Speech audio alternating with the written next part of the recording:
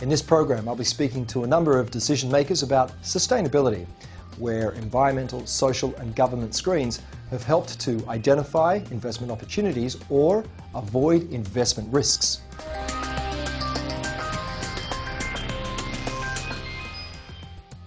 Today I'm speaking with Martin Halloran of Australian Ethical Investments.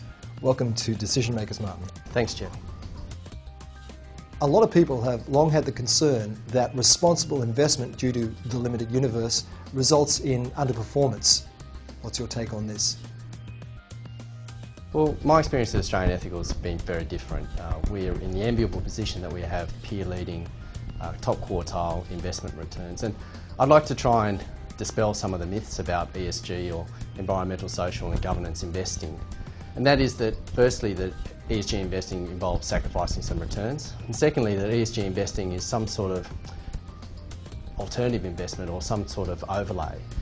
I think that the basic premise is that ESG investing should provide the same returns as so-called mainstream funds. And if that basic premise is proved, then there's no reason why ESG investment shouldn't form part of a core portfolio, because we are investing and we're researching themes which are very much mainstream core themes, things like climate change, things like water, things like energy security, food security and even corporate governance. Now, these are going to be core research and investment themes for many years to come.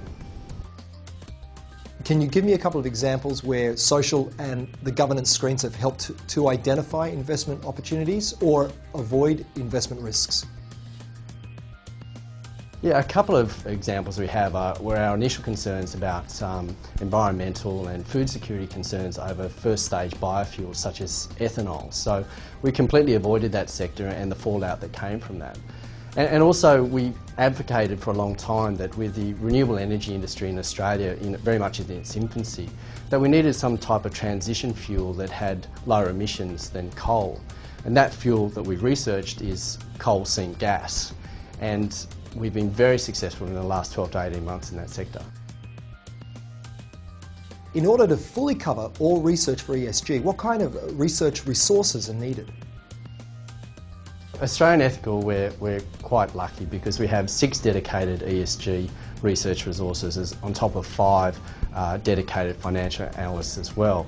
And I think a lot of people underrepresent or misunderstand the amount of resources necessary when a firm signs up to UNPRI or the UN Principles for Responsible Investment. There's a huge amount of recording, a huge amount of reporting that's involved with that. And I think that if firms are going to sign up to UNPRI, they really need to fully understand exactly the reporting resources that are needed to cover off on this particular sector. As a decision maker, Martin, thank you for sharing your thoughts. My pleasure.